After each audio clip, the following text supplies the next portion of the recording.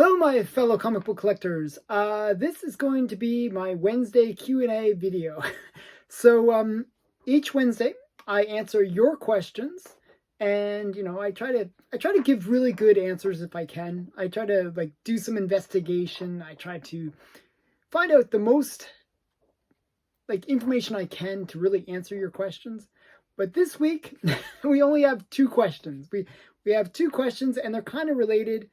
And one is actually a two-part question, so I'm going to go overboard on this one. This is me really going over the top to try to really answer the questions in the most detailed way. So, because there's only two questions, and I kind of want to make this interesting video where I show lots of stuff. And I'm going to show a lot of stuff. You're just going to be overwhelmed, and you better be taking notes because some of the stuff that I'm going to show you is kind of things that you should take note of. It's things that you should really understand the significance of because they're really important comics. So with that being said, I'm going to get into the questions, and if you want to ask your question so that I can answer it next week, put a comment below and I will answer it. I will do my best to give you a great answer. Okay, so the very first question is from Phil Camacho. And he wrote, hello, CCG. Have you ever cleaned and pressed your raw comics? And the answer is no. I've never personally pressed my comics. However, I have sent off books to get cleaned and pressed. What I did was I did a submission to to PGX. And PGX actually has a pressing service alongside their grading service. So what I did was I figured, in a way I was trying to cheat the system a bit. I thought, if I get them to press it, of course they're going to give me a little bit of a grade boost because, they're the ones pressing it. So I figured I'd send it to them, get them to press the books, and then get them to do the grading. So I got them to press about 10 to 15 books, maybe more than that actually, just to see if I could get that grade boost. Actually, there was a few I wish I had asked because after inspecting them, I realized there was slight dings that could have easily been pressed out. And they gave me really harsh grades as a result on those books where I didn't get it pressed. So I definitely recommend, pretty much, if you're going to submit something, it better be worth more than a few $100s. And, to always get it cleaned and pressed because it does give you that bit of a one, maybe half grade or maybe a full grade higher on the book. So yes. I don't necessarily, and the second part to this question is, would you trust sending a raw key to get cleaned and pressed by a local small business private collector, or send it to CGC or CBCS, and why? So that's the second part. So as I said, I sent it off to PGX when I did my gradings.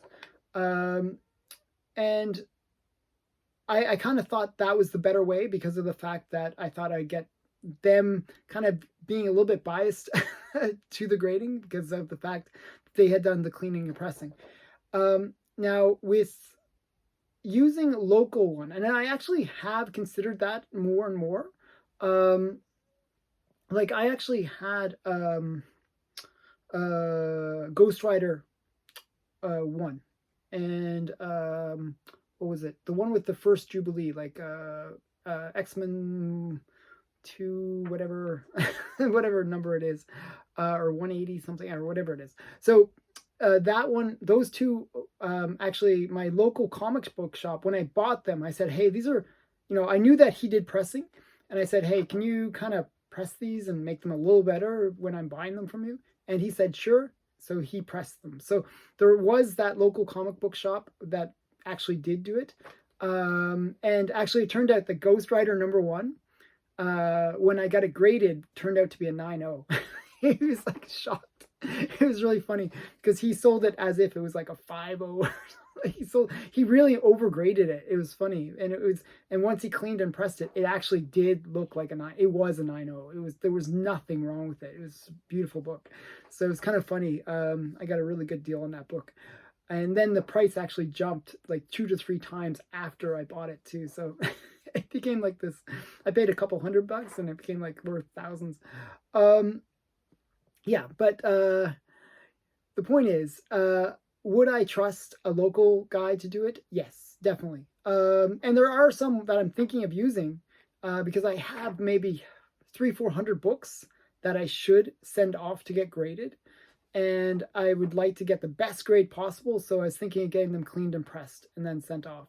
And I was trying to find a local vendor that would do not just the cleaning and pressing, but the book submission as well.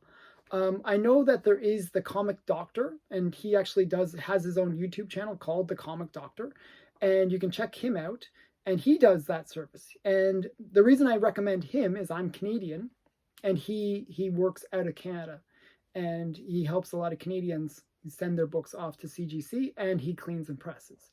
His service is a bit more expensive than some of the other services, but I was debating about using his service. So that was the answer to that question. Okay, on another note, I've started to collect these books that are too many. I started to collect these books, but there are too many, and sometimes it's hard to determine their real first appearance. So could you show your top 10 or 20 keys of animated or cartoon characters, Bugs Bunny, Richie Rich, and discuss the book's significance? Okay, this is the part where I was saying take note. So are there ones you're still waiting to get because of scarcity or high value? Thanks.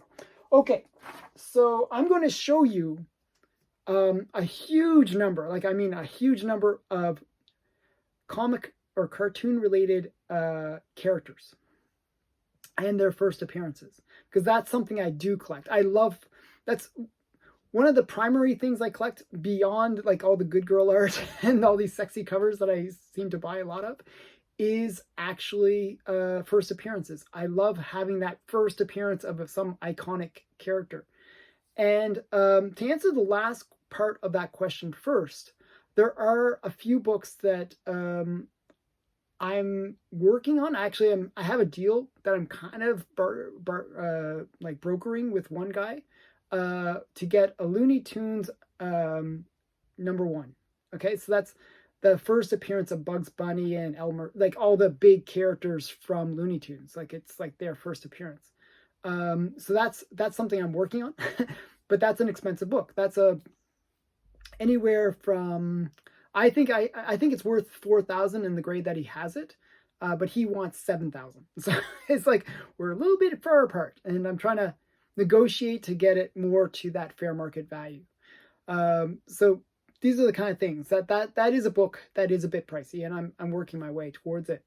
So that's one of the ones that's on my radar. There's a few others that are like kind of similar where I'm trying to get them. I'm also trying to get the first appearance of Woody the Woodpecker and a couple others, like just these kind of iconic characters that I grew up with when I was a kid, like that I love. Okay, so I'm a big cartoon fan. Okay, but I'm going to show you a bunch, and some of these I've shown many times before. Some of them I haven't shown that much. So I'm going to start with one of the bigger ones. This is a really key book. This is Terry Toons #38. This is the first appearance and first cover appearance of Mighty Mouse. Now, Mighty Mouse was a big character, and really popular, like, Saturday morning cartoon kind of character. And Mighty Mouse is, kind of a key character. This book is quite rare, and especially in higher grades.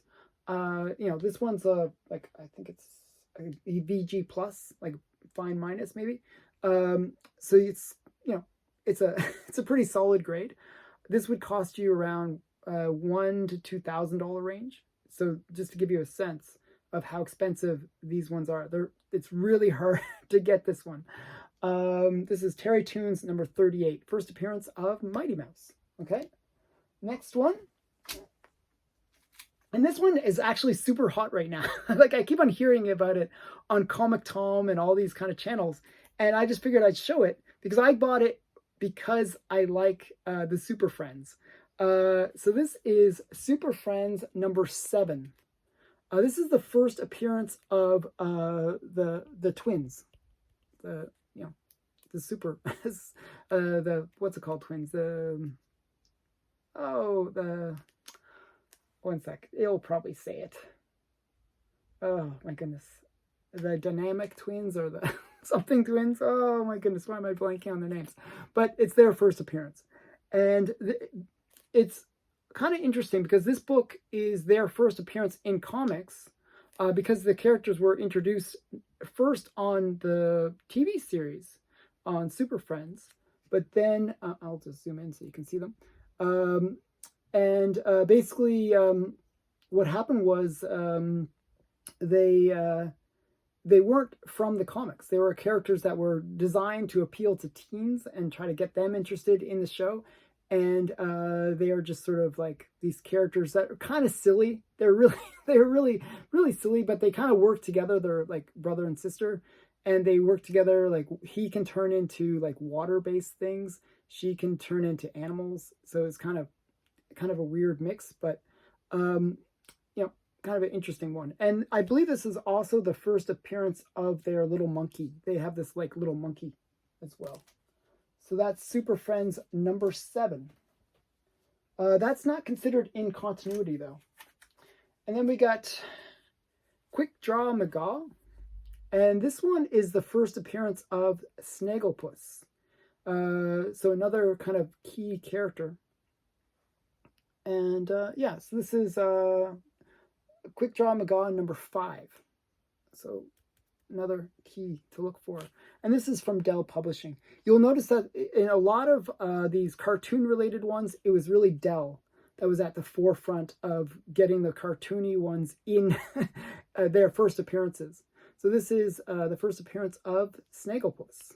So kind of a cool character. And then we got another Dell. This is Dell 1042. And this is the first appearance of Alvin and the Chipmunks. So Simon, Alvin, and Theodore. So their first appearances. So this is another kind of a cool key. And what's interesting about this key is they look very different in this than they do in the more modern versions of Alvin and the Chipmunks. So it's kind of interesting. They don't really look like the way that we see them nowadays. So I thought that was kind of interesting. So this is Dell 4-color 1042. And then we got Looney Tunes and Merry Melodies number 240. Okay. And this is Looney Tunes and Merry Melodies 240. And this is the first appearance of Pepe Le Pew. So a character that I really like. Whenever they would show movies, they would always have like either Magoo, like a video, or Pepe Le Pew. I don't know why. Always before the movies that would start, they would have like these little cartoons that would run. And it was always Pepe Le Pew for some reason. So this is his first appearance. Pepe Le Pew. Okay. And next one. This one's kind of obvious. This is the first appearance of Bob's Burgers. I figured I'd show some modern things just to, give a little variety. So Bob's Burgers is from, Bob's Burgers. It's Bob's Burgers number 1 is the very first issue, and it also is their first appearance of the whole family. So kind of really great series. I really enjoy Bob's Burgers. I'm a big fan. And then we got Thundercats, another more 80s style Thundercats, and this is Thundercats number 1, first appearance of the Thundercats. And pretty much all the Thundercats here that you see made their first appearance in this one, like Lion-O and all those ones. So this is Thundercats number 1.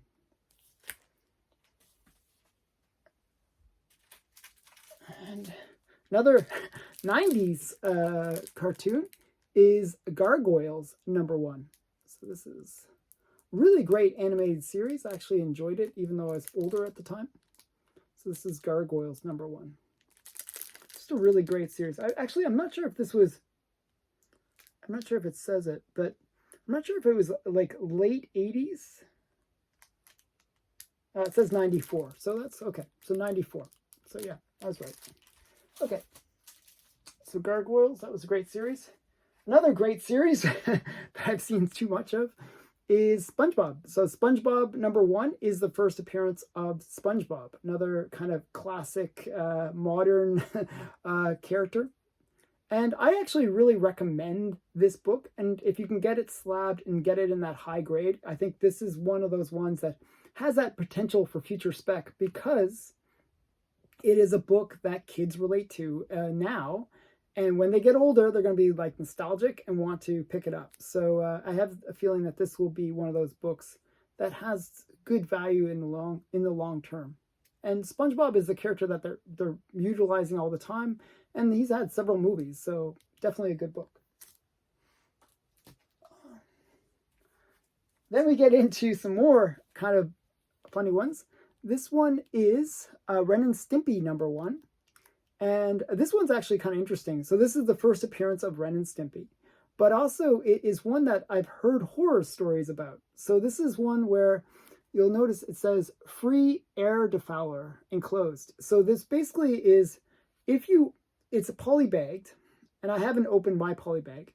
If you remove the polybag, it says, oh my goodness, you killed the value. It's like actually a joke, making fun of collectors. But also what happens is there's actually an air defouler inside the comic. And if you open up the polybag, it will actually stink. It has a really pungent smell to it.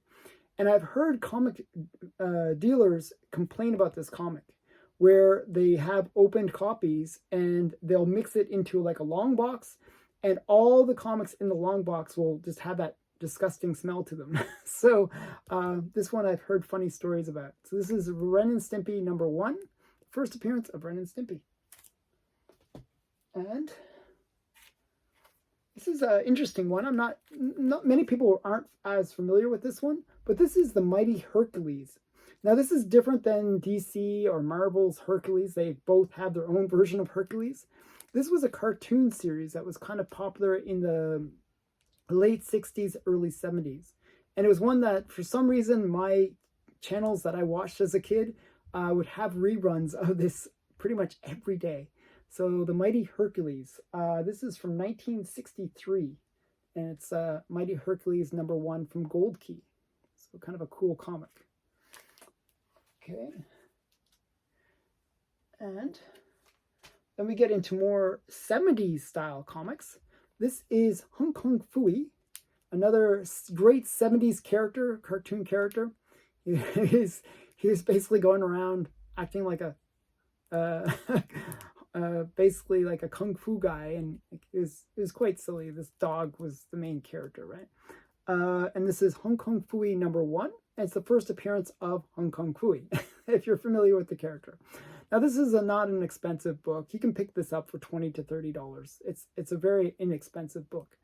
Again, when you get these comic-related books, try to get the higher grades. The price will actually be really, really low for the low grades, because there's actually a fairly good supply of low-grade ones, but because they generally produce a lot more comic-related, like cartoon-related books, because kids will read them. However, not many kids kept the books in good condition. They were just really, really treated poorly because it was kids reading them. And what would happen is anything above like an 8 becomes really scarce. like the price just goes through the roof after a certain grade point. And usually around that 8 range, it's amazing how expensive the books can become. So this is Hong Kong Phooey #1. And it's the first appearance of Hong Kong Phooey. So I'm going to keep on going. This is going to be really a lot of comics. Okay, so this is Rocky and Friends. Now this is the first appearance of Rocky and Bullwinkle. Also, it is the first appearance of Boris and Natasha, and it's also the first appearance of Mr. Peabody and Sherman. So yeah, so a whole bunch of characters made their first appearance in this. This is Rocky and his friends. Dell 4-color 1028. This is a mega key. Highly underrated mega key at that. This is a book that, if you can find, it is one that I think has been underrated for so long because it does have so many key first appearances. And this is Rocky and his friends, Dell 4-color 1028. Okay? So just a really great book because so many first appearances in that book. Okay, another one that's a little more obscure and maybe many of you would not be familiar with this character is Space Ghost. Just another interesting kind of quirky character. But this is Space Ghost #1. And it's just a kind of a cool, quirky character, and it's his first appearance. So strangely enough, there are a lot of collectors of Space Ghost, and this is a fairly pricey comic. You're looking at that $1 to $150 range for this kind of comic, depending on the grade. So definitely a harder one to find is Space Ghost. That's a Silver Age book. Another one that I think is underrated and undervalued is The Jetsons. So this is my copy of The Jetsons. It's fairly high grade. And this is just The Jetsons #1 from Gold Key. And it's just a really, I don't know, it's, to me, these characters are really iconic. The Jetsons, this is their first appearance. You got all the major characters for the Jetsons appearing on the cover and in the comic. So just a really great, great book. I was a big fan of the Jetsons. I love the idea of, oh, in the year 2000, we're going to be all living like the Jetsons. It's going to be awesome. So that's the Jetsons. Okay, and now I'm going to get into some more. Got a ton more to show. Then we get into Dell 4-color I believe it's number 16. Yeah, 16. Dell 4-color number 16. And this is the first appearance of Porky the Pig and Petunia, the girl. So, it's a nice one because it's a cover appearance. So this is Dell 4-color number 16. And I believe this is from 1940 something, early 40s. So it's a fairly old book, fairly rare. But you can probably get it for the $100 to $200 range, would be my guess. So strangely, a lot of these cartoon-related characters are fairly affordable. There are exceptions to that, and I'll get into those exceptions very soon, because you'll see that there are some pretty pricey cartoon-related books. So this is Porky the Pig, first appearance, in Dell 4-color number 16. Okay. And that's the second series of Dell 4-color. There was 2 series. Okay, next one is Astro Boy. Now this is I believe the first American appearance of Astro Boy. I believe there's an earlier Japanese version. I'm not 100% sure about that, but I believe that this is the first appearance of Astro Boy in American comics. So this is Astro Boy #1. A lot of the issues times, it's #1s that end up being the first appearance, and that's what the case is here. And this is from 1965, so kind of a nice early Astro Boy. So nice Silver Age book from Gold Key. Astro Boy #1, just so you know, you're looking at anywhere from $50 to $150 range, kind of in that range. Okay, now we're getting into some of the bigger books. Okay, so this is a bigger book. This is Dennis the Menace. It's Dennis the Menace from 1953. And Dennis the Menace is just one of those characters that you would see in the Sunday newspaper in the comics cartoon section. And it's a long-standing series. It was around for a really long time. And this is the first comic appearance. And I mean, as I said, he appeared in the newspapers earlier, but this is the first comic appearance. And this book is a pricey one. So even in this grade, you're looking at around $1,000 to $1,500 range. And this is a conserved grade. So even in a conserved grade, it's around that much. But this is just a really great one. The only thing that, like my copy, it's like so annoying. It's only conserved because somebody replaced the staples. I don't know why they would do that, but they did.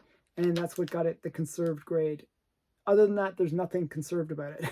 It's so, but I almost feel like, you know, I wish I had like some, you can buy actually older staples and then just replace them with staples that are more from the time, and you can get the unconserved, like thing where it's not conserved if they don't notice it, I guess.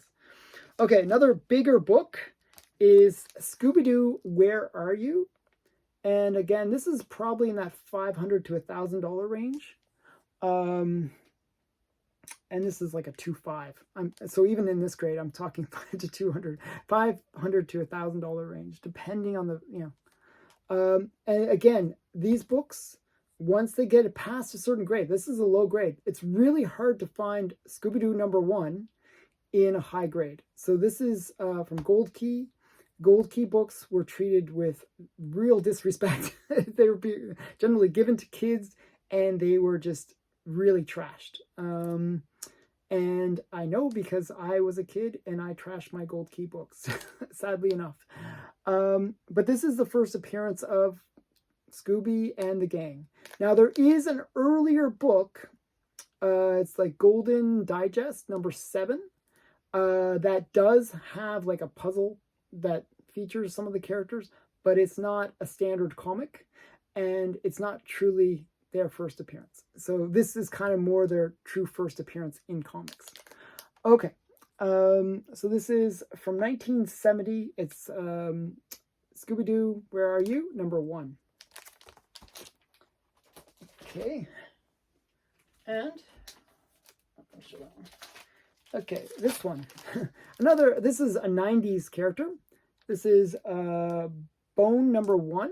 This is the first appearance of Bone. And this is another bigger book. So even in this grade, you're looking at a couple $1,000s. So this is from Jeff Smith, and it's a great cartoon series. I believe they're going to make an animated series about it. They've made some, I believe they have a video game about Bone.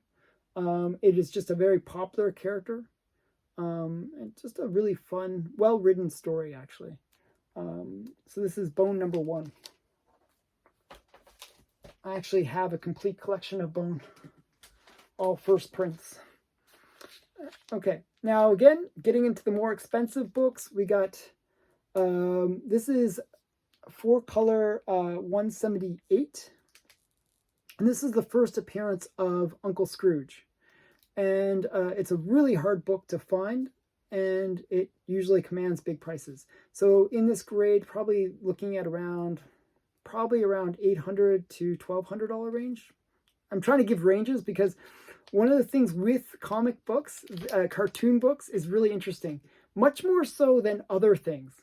You'll get, because they can be very rare, especially in the higher grades, you'll get these things where all of a sudden you'll see some random cartoon book and it'll go for $1,000 or $2,000 or even $10,000.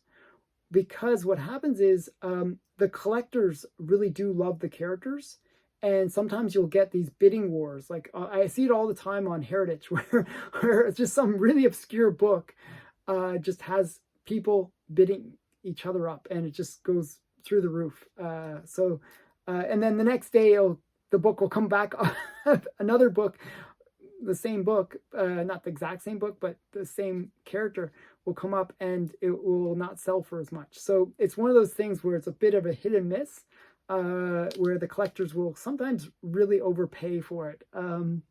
So this one, as I said, you got to give a bit of a range, $800 to $1,200 range, I would say.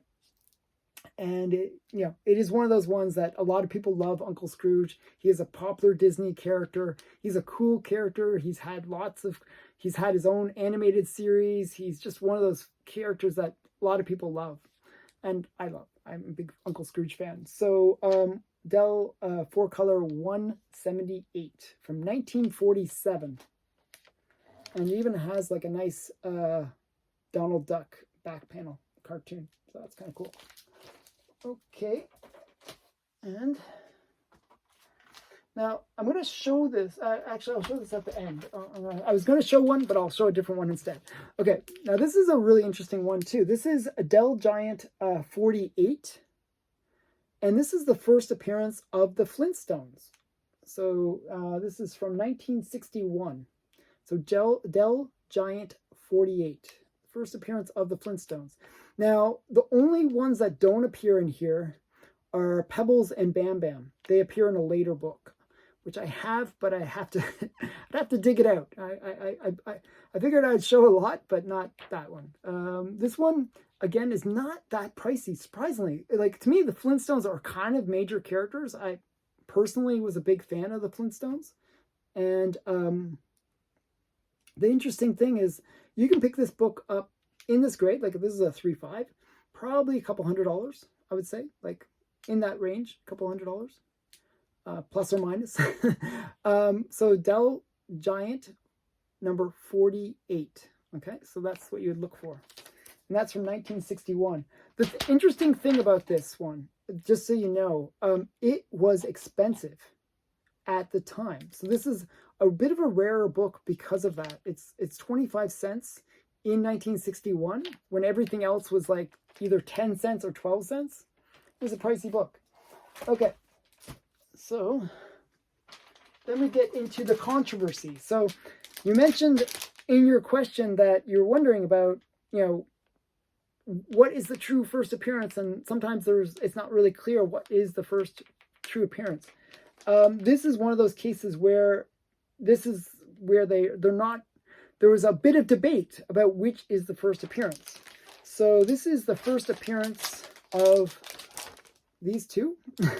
Represent the first appearance of Snoopy and the Peanuts gang. So I'm going to show you this one first.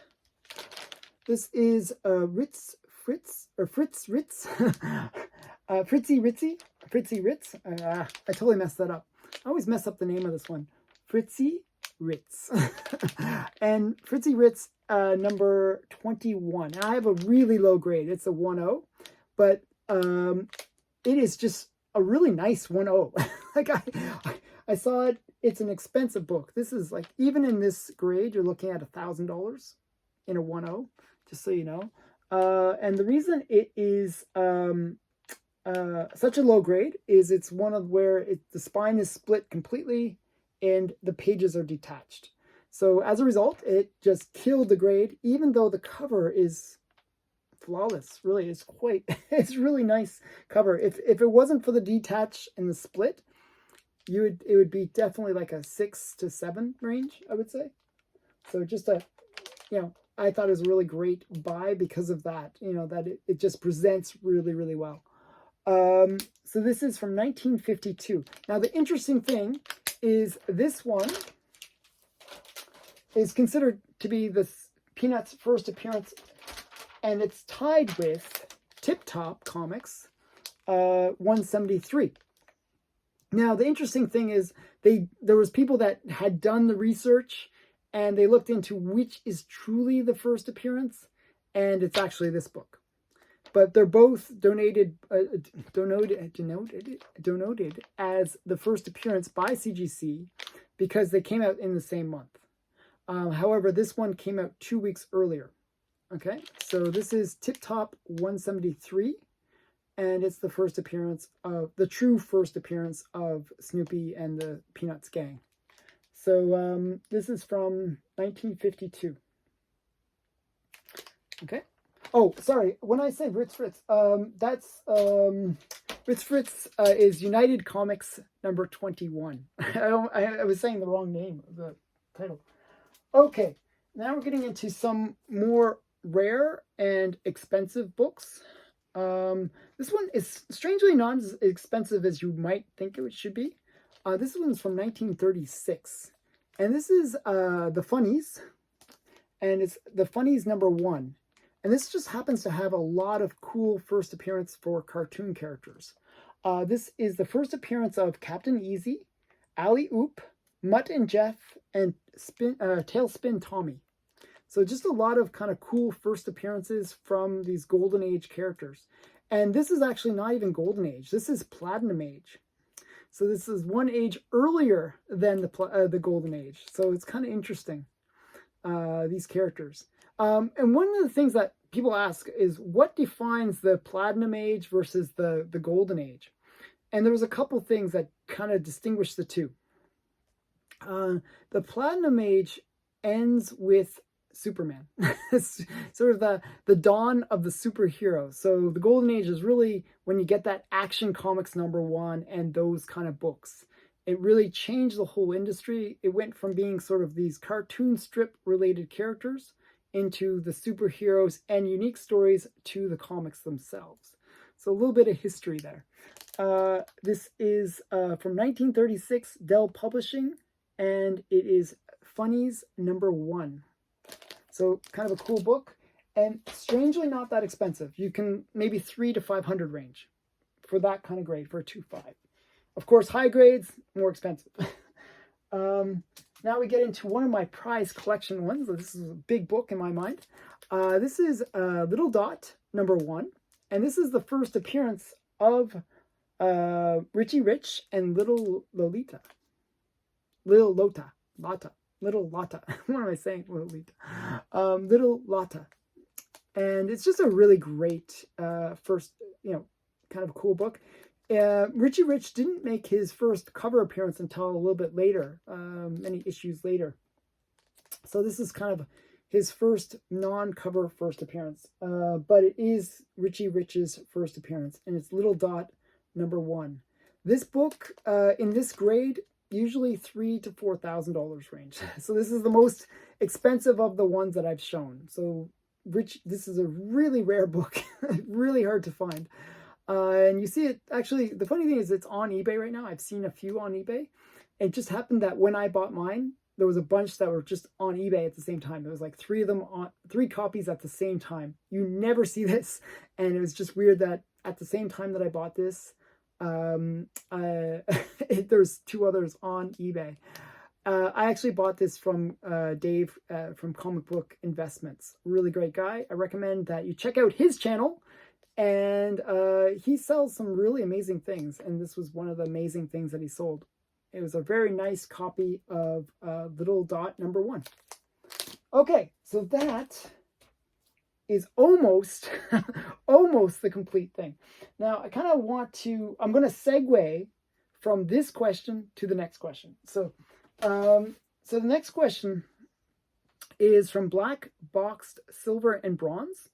He's a friend of the channel. He's one of the few channels that I'm always excited when he comes out with a video, because he will do response videos to the stuff that I put out. So I'll put out my Friday challenge where I say, hey, show me your greatest whatever comic, and he'll end up doing that. And it's really great when he shows his collection, because he has an impressive collection. So he asked, so Black Boxed Silver and Bronze asked, do you own any non-US comics?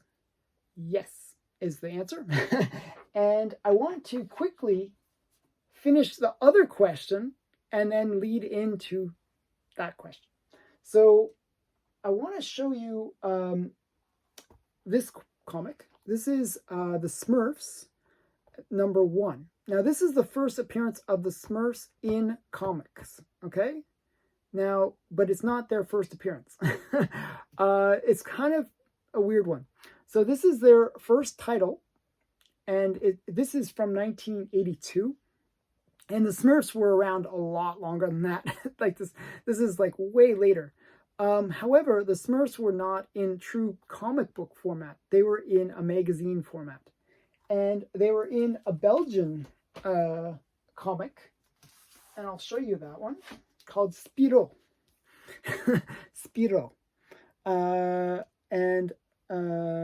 We got, this is Spiro, and this is a really long running magazine comic. It's like a comic magazine. It's a little bit bigger than a comic. It's not comic size. This is like, it ran from 1947 all the way till now. It's still running. It's like one of those things that runs in Belgium. I believe they actually have reprinting that they do in France, but it's all in French. I can read the French, so that's one advantage about being Canadian. We learned French. And this is Spirou 1071.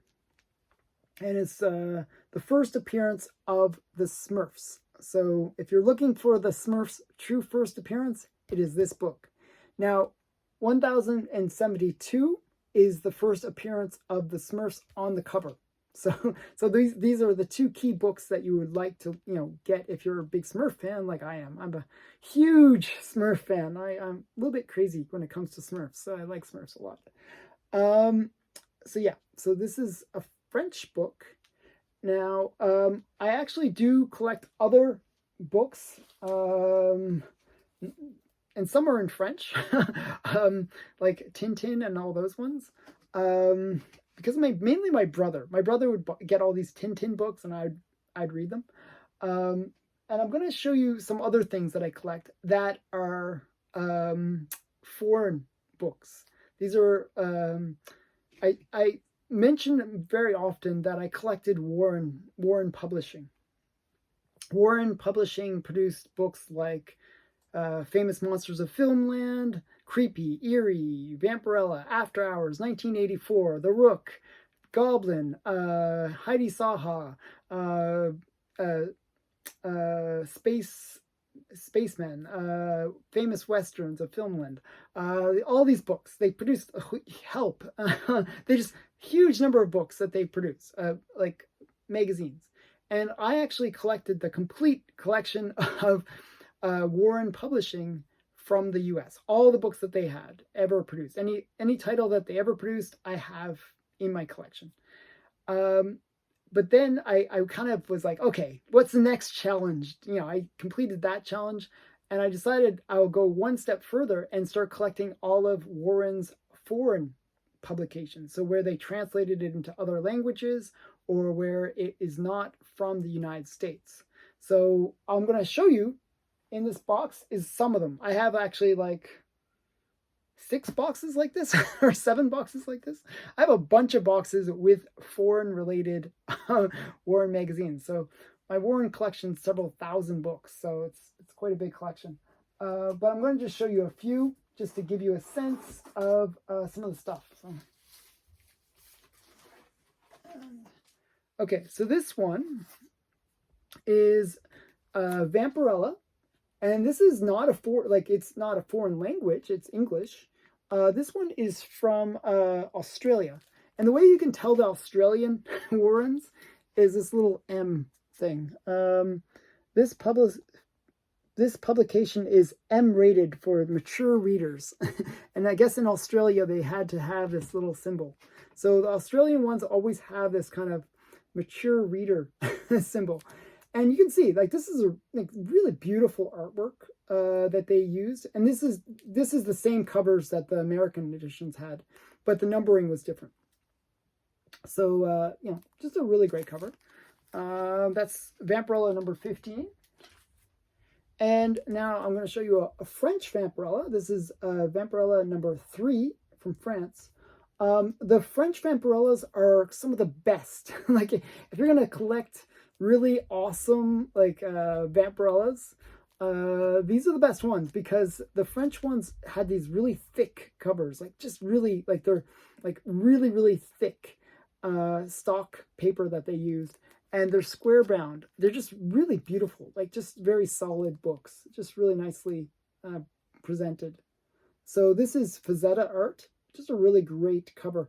I actually was planning on showing this one when I did my dinosaur challenge, because it's just such a great Fazetta dinosaur related cover. And I'm a big fan of Fazetta. Really great artwork. So that's Vampirella from France.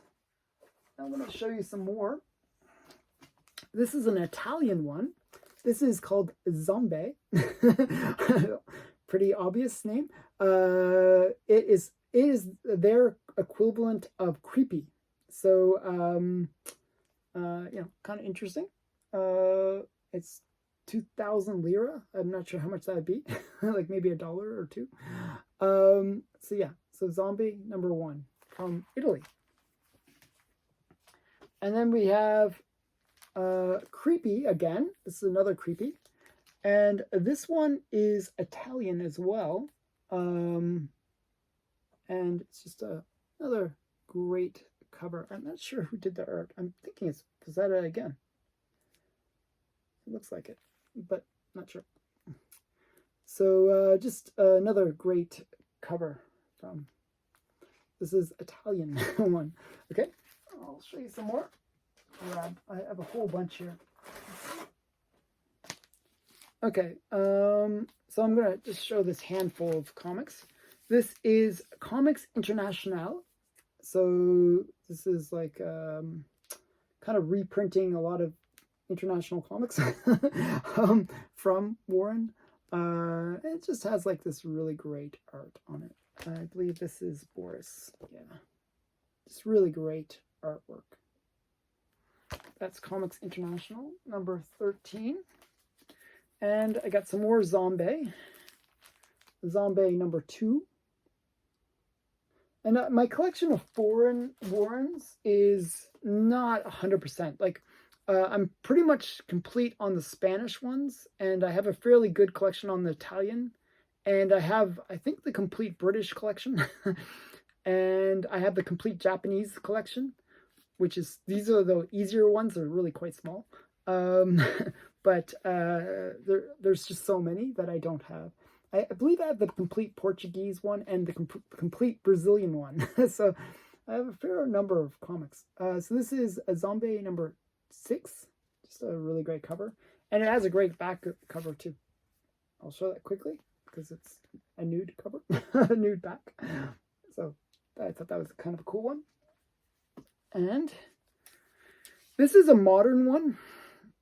I believe this is later. I believe this is after Warren had stopped publishing, but this is another one of these Italian ones, or Spanish, actually. I believe it's Spanish. Yeah, Teuton is Spanish. Yeah, so this is Spanish. But this came out after Warren Publishing had become defunct. And that there was a lot of comics that were like that. Even though Warren Publishing had kind of ceased to exist, a lot of these foreign publishers kept them going in their own countries. So this is an example of that. And now we get into British. This is a British creepy. Eerie, I should say. Eerie number 3. And it has the pence on it. So this is kind of a cool one. Eerie number 3. And now we get into, I believe this is Swedish. So this is called Gru, number 17. And this is equivalent to Eerie, I believe. Or Creepy. Maybe it's Creepy. I think it's actually Creepy. But this is an Eerie cover, so I don't know. But it has Creepy on Uncle Creepy on the back. So that's Uncle Creepy. So Gru. And then we have another, I don't have that many of these Gru ones. These are pretty rare. This is a Frankenstein cover. And it's a Gru number 9. So these are quite nice. And I believe these were equivalent to Creepy. Creepy. So, okay. And I can show a bunch more. I'm not sure how interesting people will find this. I will show this one just because it's cool. And this is another Italian one. This is just a Vampirella Casco d'Oro. So yeah. So Vampirella. Okay. And there's so much stuff in here. Like I see all these kind of interesting things. Like the box has like other things other than comics in it. I just want to quickly show just some of the cool things. So this is something that's kind of really cool. I'm going to try to zoom in. This is a creepy and eerie ring. These were quite expensive back. These were the things that were in the back pages. Like, oh, you can get an official creepy or eerie ring. And they were always way overpriced. So to find these actually is quite hard because not many people want to spend the money that they would charge for these rings. I believe they're gold plated. You know, it's like gold like. Like they're the stuff that they sold was kind of funny. Like they would sell a lot of junk, and like it was quite interesting. I'll show you some of the junk, just as something fun. This is actually an official T-shirt, Vampirella T-shirt. I still have it in its original bag, but it's like the cheapest quality shirts ever. Just like really low quality. So, but it's in its original bag. Like, I thought it was kind of cool. And then they also did T-shirts for Famous Monsters of Filmland. This is the convention cover. And what else do I have in here? Oh, okay. And they would have fan clubs. So this is the fan club, Vampirella fan club pin. Just extra little bonus, not related to my foreign books, but I just figured, hey, I'll show you those since I saw them. There's a lot more that I could show, but you know, I'm not sure how much people can handle. Like this is like going on 50 minutes. It was only 2 questions, but I figured, hey, since it's only 2 questions, I might as well, you know, go overboard, do a little extra for them. And I hope you enjoyed that. And if you want to have your question answered, and I'll try to do my best, you can put your comment below and ask me anything, and I will do my best to answer it. And thanks for watching. I hope you enjoyed this video. Give me your thoughts. What do you think of some of these books that I mentioned? And thanks for watching. Bye for now.